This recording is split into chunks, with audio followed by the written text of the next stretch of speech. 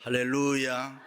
우리나라에도 국립현충원이 서울에도 있고 대전에도 있습니다.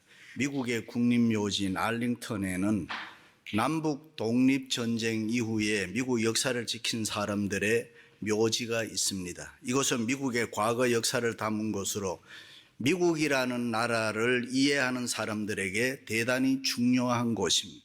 그래서 미래를 생각하는 사람들에게, 미래를 준비하는 젊은이들에게 역사의식을 위해서 꼭 그곳을 견학하게 합니다. 그런데 그곳에 가면 미국을 빛낸 사람들의 이름이 계속 쭉 나오다가 마지막 코스에 가면은 무명용사들의 묘지가 있습니다. 무명용사들의 묘지는 미국이라는 나라가 세워지고 한 공동체가 보호되고 유지되는데 이 이름 모를 용사들의 역할이 얼마나 중요한가를 보여주는 것입니다. 그렇습니다. 이름 없이 빛 없이 묵묵히 뒤에서 뒷받침해 준다는 것이 얼마나 소중한 것인가를 상징적으로 우리에게 보여주는 것입니다. 선진국으로, 강대국으로 갈수록 역사를 위해서 일했던 사람들을 너무나도 귀하게 여깁니다.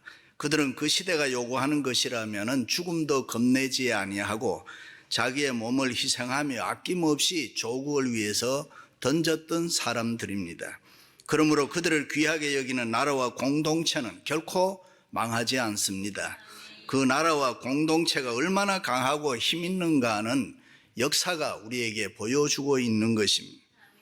세상 사는 사람은 누구나 다 자기의 조국을 가지고 있습니다. 그리고 그 조국이 모여서 세계를 만들고 있습니다.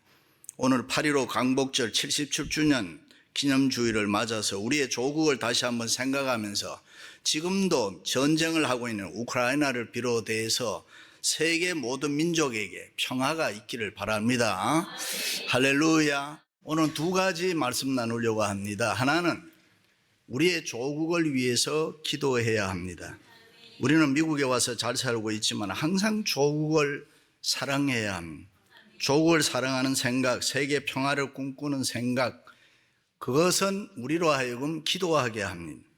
예수님께서 감람산에서 내려오시다가 예루살렘을 보시면서 오늘 말씀에 예루살렘아 예루살렘아 선지자들을 죽이고 내게 파송한 자들을 돌로 치는 자여 암탉이 제 새끼를 날개 아래 모음같이 내가 너희의 자녀를 모으려 한 일이 몇 번이냐. 그러나 너희가 원하지 아니하였도다.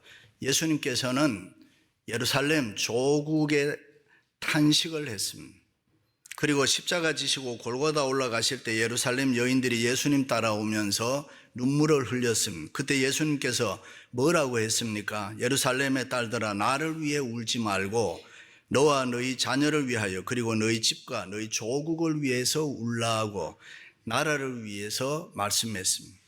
지금도 세계 각지에 흩어져서 디아스포라로 살고 있는 유대인들이 조국 이스라엘을 예루살렘 성지를 방문할 때 반드시 세 곳을 찾아갑니다. 첫째가 통곡의 벽이고 두 번째가 마사다 성, 이스라엘이 로마 군대에 끝까지 저항하다가 최후를 맞은 곳입니다. 세 번째가 야드베심이라는 민족 기념관입니다. 나치 치하에서 학살당한 600만 명의 참상을 기념하는 유물관입니다. 그런데 그 중에서 제일 먼저 찾아가는 곳이 통곡의 벽입니다. 그 옛날 로마의 군병들이 예루살렘을 파괴하고 불사르고 허물 때에 남아있던 성벽의 잔해에서 이슬이 흘러나와 나라를 빼앗기고 서러워하는 유대인들을 대신하여 눈물을 흘리며 운다고 해서 그 이름을 통곡의 벽이라. 그래서 지금도 유대인들은 통곡의 벽을 찾아 조국을 위하여 눈물을 흘리면서 기도하는 모습을 우리는 종종 TV를 통해서 볼 수 있습니다. 느헤미야도 조국을 뜨거운 마음으로 사랑했는데 그것이 눈물로 표현되어 있습니다. 느헤미야는 자기의 조국을 위해서 울며 기도했습니다. 우리도 우리의 조국을 잊을 수가 없습니다. 특별히 이민 1세대들은 우리가 태어나고 자라고 살아왔던 나의 고향, 내 형제, 골육, 친척, 내 사랑하는 조국을 결코 잊지를 못합니다. 그래서 우리의 하루의 생활이 텔레비전, 방송, 신문, 한국 소식에 관심을 가지고 살아갑니다. 어떻게 보면 동포들은 다 애국자들입니다. 할렐루야. 사도 바울도 그랬습니다. 자기의 조국과 민족을 생각하며 마음에 그치지 않는 고통, 근심이 있다고 했습니다. 물론 민족의 구원 문제입니다. 우리도 그렇습니다. 예수 믿는 우리들에게도 조국에 대한 사랑과 애정에는 변함이 없습니다. 사랑하는 내 나라, 우리의 조국이 잘 되면 좋겠습니다. 민족이 구원받고 예수 잘 믿는 나라가 되면 좋겠습니다. 저는 목사이기 때문에 미국에 살면서 공화당이든 민주당이든 하나님의 나라에 유익이 되는 정치라 하면 좋겠다라는 바람을 항상 가지고 있습니다. 미국이 다시 청교도 신앙으로 돌아가서 하나님의 말씀이 지배하는 나라, 하나님께서 통치하심으로 모든 백성들이 예수 그리스도 안에서 자유와 평등을 누리며 풍요롭고 행복하게 사는 미국이 되기를 원합니다. 우리의 조국도 마찬가지입니다. 그런데 요즘에 보면 북한은 연일 핵미사일로 위협하지요. 세계는 경제로 위협하지요. 온 국민이 하나 되어도 감당하기 어려운데 안으로는 보수주의, 진보주의로 갈라져서 날마다 싸우고 있습니다. 로컬리즘, 지역 갈등, 제너레이션 갭, 세대 간, 이념 간의 갈등, 전쟁 세대, 해방 세대, X세대, N세대, Y세대, 386 세대, 이런 말로 갈라져 있는데 저는 이런 말을 다 이해하지를 못합니다. 한 민족, 한 공동체, 한 가정을 병들게 하고 무력하게 만드는 것이 갈등과 분열입니다. 편을 가르는 것입니다. 그런데 세계 우수민족으로 소문난 유대인들에게는 제너레이션 갭이라든가 세대 차이라는 말이 없습니다. 수천 년 나라 없이 디아스포라로 살면서도 자기 나라 말이라든가 자기들의 문화를 잊지 않고 살아온 대단한 민족입니다. 아인슈타인을 비롯해서 지금도 3분의 1이 노벨상 탄자들이 주이시들입니다. 그렇다면 어떻게 해서 주이시들 중에 이렇게 훌륭한 사람들이 많이 나왔습니까? 그들은 어릴 때부터 하나님에 대해서 가르쳤습니다. 하나님은 하나 되기를 원한다. 하나님은 서로 사랑하고 서로 행복하게 살기를 원한다. 하나님은 우리를 구원해 주시고 우리를 도와주시기를 원한다. 이 하나님에 대한 신앙 훈련을 철저하게 시키는 것입니다. 그래서 그들에게는 전쟁과 환난과 핍박이 많았지만은 하나님을 믿는 이 신앙이 있었기 때문에 절대로 낙심하거나 좌절치 않았습니다. 모든 민족이 하나가 돼서 지금도 세계를 지배하는 힘 있는 민족으로 살아가고 있는 줄로 믿습니다. 그렇습니다. 단결하고 하나 되면 생명이 있습니다. 단결하고 하나 되면 능력이 있습니다. 그러나 분열하면 파괴됩니다. 멸망합니다. 죽습니다. 그래서 원수마귀 사탄은 사랑하고 화목하고 하나 되어 단결하는 것을 제일 싫어합니다. 그래서 갈등과 분열을 일으키는 것은 원수마귀 사탄이 제일 좋아하는 것입니다. 부부가 갈등하면 가정이 흔들리고, 교회가 갈등하고 분열하면 신앙이 흔들리고 삶이 흔들리고 우리의 기업 사업이 흔들리는 것입니다. 그렇다면 국가가 갈등하면은 정말 큰일 아닙니까? 정치, 경제, 문화, 교육, 사회 전체가 다 흔들리는 것입니다. 오늘의 우리의 조국을 보면 보수니 진보니 수구니 개혁이니 우파니 좌파니 노사관계 있는 자 없는 자 지역 간 세대 간 편가르는 갈등과 분열이 얼마나 심한지 모르는, 옛부터 한반도에 사는 우리 민족은 갈등과 분열이 많았습니다. 그것을 없애려고 생겨난 음식이 비빔밥 아닙니까? 영조 때에 사색당파가 너무 싸우니까 빨간색의 육회, 파란색의 미나리, 노란색의 녹두, 검은색의 바다김, 이 네 색깔을 한데 모아서 비벼서 비빔밥을 만들어서 신하들에게 주면서 하나 되라고 했는데 그것이 탕평채 아닙니까? 지상의 낙원이라는 덴마크는 한때 술집이 많고 도덕적으로 타락하고 정치적으로 부패해서 나라가 망하는 위기에 처했습니다. 그때 그룬튜비라는 목사님이 조국을 위해서 울며 기도하자고 회개 운동을 시작합니다. 그것이 동기가 돼서 오늘날 잘 사는 나라, 지상의 낙원의 나라가 됐습니다. 그 당시 교도소에 재수가 없으면 하얀 길을 갖다 꽂아놓고 재수가 한 사람이라도 들어오면 붉은 기가 개양되는데, 이 붉은 기가 개양되면 각 교회마다 종을 땡땡땡 쳐서 다 교회 성도로 하여금 모이게 했다고 합니다. 그러면 모든 성도들이 다 교회에 모여서 가슴치며 울면서 나라를 위해서 기도했다고 합니다. 하나님, 우리 크리스찬들이 바로 살지 못해서 죄인이 또 생겼습니다. 우리의 잘못을 용서해 주옵소서. 그렇게 열심히 울면서 기도했다고 합니다. 할렐루야. 옛날 우리 믿음의 선조들도 빼앗긴 나라 피비린내 나는 전쟁터에서 조국을 위해서 울면서 기도했습니다. 우리에게 무슨 힘이 있었습니까? 우리에게 무슨 훌륭한 군대가 있었습니까? 아니면은 최신의 무기가 총칼이 있었습니까? 없었습니다. 그저 동해물과 백두산이 마르고 닳도록 하나님이 보호하사 우리나라 만세하면서 애국가 부르면서 목숨 걸고 조국을 위해 울면서 기도했습니다. 하나님께서 우리 민족의 눈물의 기도를 보시고 오늘날 조국을 축복해 주신 줄로 믿습니다. 그렇습니다. 우리는 조국을 위해서 기도해야 됩니다. 성도의 눈물의 기도는 하나님의 위로가 있습니다. 하나님의 은혜가 있습니다. 하나님의 응답이 있습니다. 하나님의 기적이 있습니다. 성도들의 눈물의 기도는 하나님을 움직이는 놀라운 힘이 있습니다. 우리의 눈물의 기도는 역사를 얼마든지 새롭게 쓸 수가 있습니다. 할렐루야. 그런데 오늘의 조국을 보면 좀 잘 산다고 폼 잡고 부패하고 타락하고 교회를 핍박하고 여러 가지 상처와 부끄러운 것이 많습니다. 그러므로 우리는 다시 한번 하나님께 조국을 붙들어 달라고 복음으로 통일되는 나라 되게 해달라고 기도해야 합니다. 예수 믿는 그리스도인들에게는 책임이 있기 때문입니다. 우리 자신이 썩지 않았다고 해도 사회의 부패를 막지 못했다면 빛으로 소금으로 살지 못한 그 책임이 예수 믿는 우리들에게도 있기 때문입니다. 교회가 사회적 사명을 감당하지 못했기 때문에 사회가 어지러워지고 어두워지는 것이므로 우리가 사는 동포사회, 미국도 예외는 아닌 것입니다. 특별히 이민 와서 살고 있는 우리들을 더 깊이 생각하고 더 큰 책임감을 느껴야 되는 것입니다. 하나님이 왜 우리를 이곳에 보내셨을까? 나만 우리만 잘 먹고 잘 살기 위해서 여기 보낸 것이라고 생각하지 않습니다. 일찍 에스더는 조국의 이스라엘이 페르시아 제국의 통치하에 있을 때에 임금 아헤수에로 왕의 왕비가 됐습니다. 왕궁에서 얼마든지 행복하게 살 수가 있었습니다. 잘 살 수 있었습니다. 편하게 살 수 있었습니다. 그러나 사촌 오빠 모르드게가 충고를 합니다. 너만 편하다고 만족하지 말라. 조국이 망할 때 너도 마찬가지로 화를 당할 것이라. 그렇습니다. 우리가 편하다고 만족하면 안 되는 것입니다. 조국을 위해서 눈물로 기도해야 합니다. 우리의 조국이 세계 속에 다시 한번 우뚝 서는 나라가 되게 해달라고 하나님 도와주옵소서. 할렐루야. 그리고 지금 우리의 조국은 반미 감정으로 미국을 우습게 알고 북한과 중국을 가까이 합니다만은 우리가 미국에 살아서 그런 게 아니라 미국은 우리나라가 버리면 안 되는 나라입니다.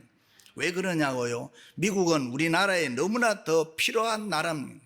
군사적으로도 필요하고 경제적으로도 필요한 나라입니다. 우리나라가 가장 어려울 때 우리나라를 도와준 나라입니다. 6.25 전쟁 때 30만 명 보냈습니다. 그 30만 명 중에 우리나라를 지키기 위해서 피 흘려 싸우다가 4만여 명이 죽었습니다. 지난달에는 워싱턴 DC 한국전쟁 기념공원에 한국전쟁 참전용사 전사자 추모의 벽 행사가 있었습니다. 지금 LA 근처에도 그때 팔다리 잃어버린 사람들이 200~300명 아직도 살고 있습니다. 그러니까 대한민국은 잘잘못 따지기 전에 미국을 싫어하면 안 되는 것입니다. 인간적으로 인륜적으로 좌우간 욕하고 멀리하면 안 되는 것입니다. 한미 동맹을 더욱 굳건하게 세워야 될 줄로 믿습니다. 그렇습니다. 예수 믿는 그리스도인들은 그 시대를 위해서 기도하는 것이 사명인 줄로 믿습니다. 할렐루야. 두 번째는 세계 평화를 위해서 기도해야 됩니다. 예수님께서 예루살렘에 올라가시면서 가까이 오사 성을 보시고 우시며 가라사대 너도 오늘날 평화에 관한 일을 알았더라면 좋아할 뻔했다 탄식했습니다. 그 당시 이스라엘의 역사적 배경은 이렇습니다. 밖으로는 로마 식민지 생활로 백성들이 고통을 당했습니다. 안으로는 정치적으로 당파 싸움이 많았습니다. 일찍이 예수님 시대에도 바리새파다 사두개파다 패가 갈라져서 서로 헐뜯고 심하게 싸우고 분열되어 있었습니다. 지역적으로도 유대주의다 사마리아 지역이다 갈릴리 지역이다 분열돼 서로 오가지 않을 만큼 로컬리즘이 아주 강했습니다. 경제적으로도 관리들의 부패로 빈부 차이가 심했습니다. 그래서 서로 갈등과 아픔 속에서 살아가는 평화를 잃어버린 백성들을 보면서 예수님께서 그 백성들이 불쌍해서 예수님께서 우시면서 평화가 무엇이란 것을 너희가 알았으면 좋았을 걸. 오늘날도 그렇지 않습니까? 세계에 평화가 없습니다. 지구촌 어디에도 조용한 곳이 없습니다. 전염병을 비롯해서 전쟁, 홍수, 산불, 기근 때문에 여기저기서 죽는다고 아우성을 치고 있습니다. 서로 끼리끼리 양분되고 갈라지고 내 편 세상을 온통 다 갈라놓았습니다. 지역 간, 계층 간, 세대 간, 이념 간 대결이 그칠 날이 없습니다. 그래서 평화가 없습니다. 평화가 없는 개인이나 집단이나 사회, 평화가 없는 국가는 발전이 없습니다. 희망이 없습니다. 소망이 없습니다. 그러면 우리가 살고 민족이 살고 세계가 살기 위해서는 우리가 평화를 찾아야 되는 것입니다. 일찍이 우리가 믿는 예수님은 이 땅에 평화의 왕으로 오셨습니다. 그래서 베드로가 로마의 군인 고넬료에게 예수님을 소개할 때에 평화의 복음이시다. 이분이 평화의 복음이시다.